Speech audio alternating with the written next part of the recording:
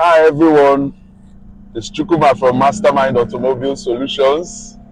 It's a good day, sunny day, and it's nicer because I'm driving the Lexus IS350.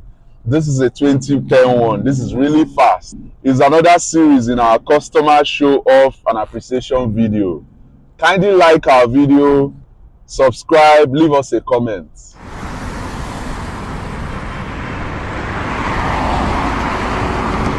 So today we have the IS350 2010. Usually, if you're in the market for something like this, if you look at it, it's really good looking, very compact looking, sport looking. Look at the rims, low ground clearance, so that ensures it's really fast. It goes fast. Look at the exhaust enforcement. You might have heard the notes as we rode.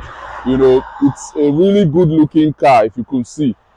So if you're going to drive a car like this, or if you're in the market for a car like this, you will see the IS250 and you will see the IS350. Usually some people will go for that IS250 because they want to they want to make up for more fuel consumption. But everyone who asks us, we tell them pick the IS350 because the IS350, it produces a whole lot of power, and then even the fuel consumption you think you're saving with going for the IS250, the 350 more than makes up for it in power, and the fuel consumption, the difference between both is very, very little, very negligible. So why don't you go for power? They look alike, the engines and everything, but if we're going to advise you, this is the one you should pick. So what does the engine look like? It's a big V6, 3.5 liters that produces over 300 horsepower. You feel this when you're on the way. Some of these Lexuses, when I drive them, one thing I wish at the back of my mind was, why don't they make them manuals or make manual variants? Because if you're going to drive a manual of this, you see the real power. The IS250 I spoke about is a 2.5 liter V6 producing about 204 horsepower. But I've only driven the manual of that variant. They made the manual in the IS250, and trust me, is nothing compared to the V6, the automatic of the same IS250. You get a taste of real power. Now imagine this IS350 paired to a manual transmission. It will just be insane. This is crazy as it is. This is really fast, but I can only imagine what the manual of this one is. So it has a V6, an ultra reliable V6, looking complicated, but don't get scared about the way it looks. It is really reliable. It just needs you to run it with clean oil, change the oil regularly, and just enjoy yourself. This car hardly has any problems. Sometime last year we did some work on it. We did transmission maintenance, we did the engine, we changed out the engine oil. We also worked on the shock absorbers. And that's about the major work you're going to have to do on this car. It's really reliable. You're really going to have fun with this car if you're going to purchase it. This is the interior of this car. I mean, not too complicated, really simple. The owner of this particular car covered it with a very nice seat cover, which really looks good and complements the interior color of the car. I love cream I love cream interiors, and this cream is fed to a black, so it's really nice. It really looks good, and it complements everything about the car. The IS250 our customer had, we put in an Android screen here, which really fits well. In fact, two of them. The first one we put a smaller screen, the second one we put an Android that covered this whole area. It's your choice. This one still maintains the factory one. Nothing wrong with it. It looks really good still for the car, and runs really well. So we are going to analyze this car. We are going to look at the brain of this car, see how it works, see what's off, and tell you the shape this car is in right now. We're trying to see what shape this car is in. It's showing us that it's a Lexus, and we have 8 codes which we are going to look at. The first one relates to the fuel rail and system pressure too low. This might indicate some problems that may be developing with the fuel pump, and usually when you have that problem, you need to look at the fuel pump. Sometimes cleaning out the injector might help the flow too. It can also come up if you've changed fuel pump in recent past and the codes have not been cleared. So that's for the first one. We're going to analyze, we're going to clear them, see what comes back. The second one is for the thermostat malfunction. I'm not surprised because the fan is connected directly. It's no longer under the factory connection. So the fan turns on as soon as you turn on the ignition. It means they've bypassed the thermostat connection. Whether it's been removed or the wiring has been bypassed will need to be checked. But it's a fault here now. The third one relates to the catalyst system. There are different banks, bank 1, bank 2. So the bank 1 is the one in the engine, and we can see that it's below threshold. So if the catalyst is absent or it's now inefficient, we can trigger this code. The other fault, it's the same fault, but bank 2 this time, the second bank. So those have to be checked. The catalyst, is it absent or is it now below, efficiency? There's a shift solenoid code.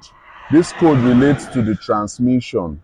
So if the transmission is starting to have erratic shifts, or it's maybe low on fluid or anything at all, this code can also come up. Or if any transmission service has been done and the code has not been cleared off the system, this code can be stored.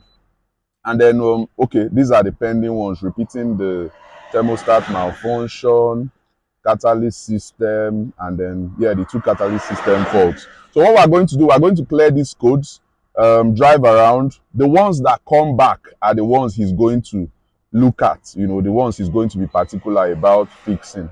So we erase them, and then we start the car and do a live data analysis now.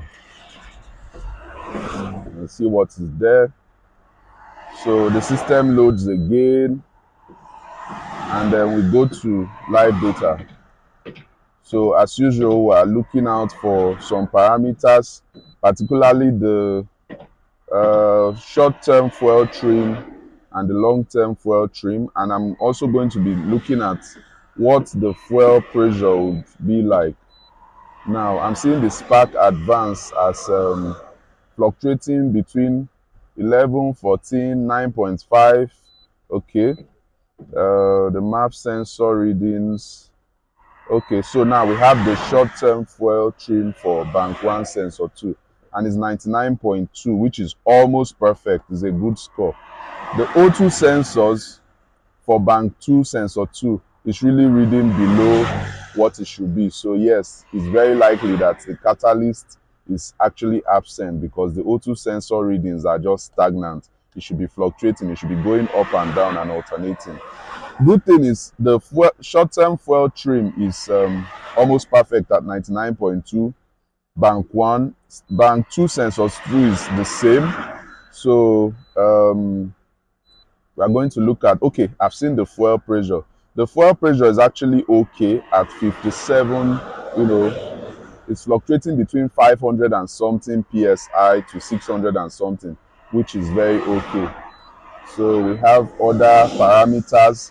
Whenever these parameters, when you want to fix a car, when you want to do proper diagnosis, that's when you look at all these. That's when these values matter, to your car fixes. You can see temperatures of what the catalyst should be.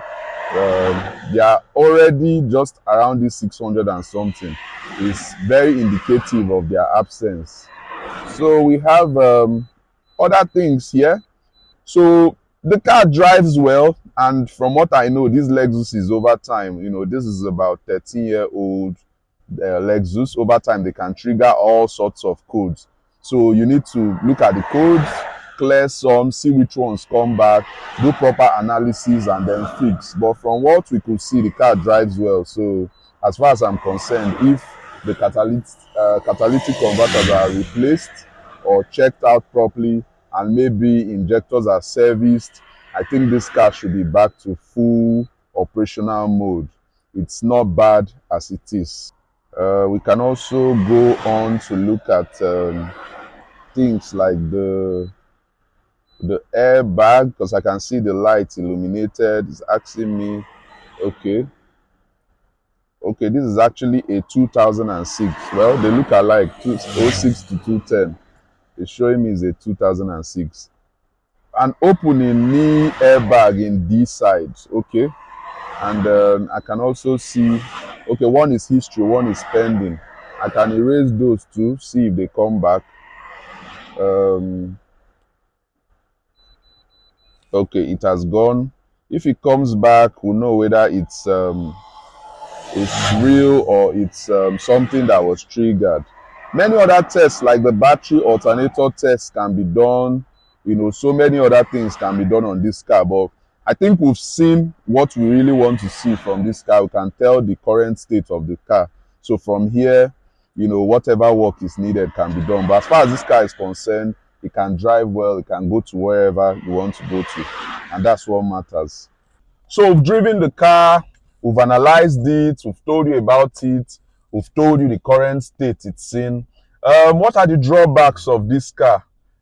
Well, as you can see, it's a bit cramped. If you look at the back, they made it a compact car that is actually fast, but some people would want a bigger car, particularly family-oriented people. You want something bigger. It's quite cramped. This is for maybe younger people like my guy here, you know. So guys that want something bigger would want to look away from this car. Then the Lexuses they are fast, but the competitors, you know, the C classes and the rest, you might have them performing better, you know, off on handling basis and all that. But if it's off the track, this is the one you should look out for. It's fast enough, and you're going to have a lot of rest of mind with this Lexus that you won't have with the BMWs, the C classes, the Audis. You know, these are its close competitors. So if you're in the market for something reliable, something fast, something you have rest of mind from, decent fuel economy at the same time, you shouldn't look away from this car. Thank you for watching. Kindly like our video, subscribe to our channel, leave us a comment.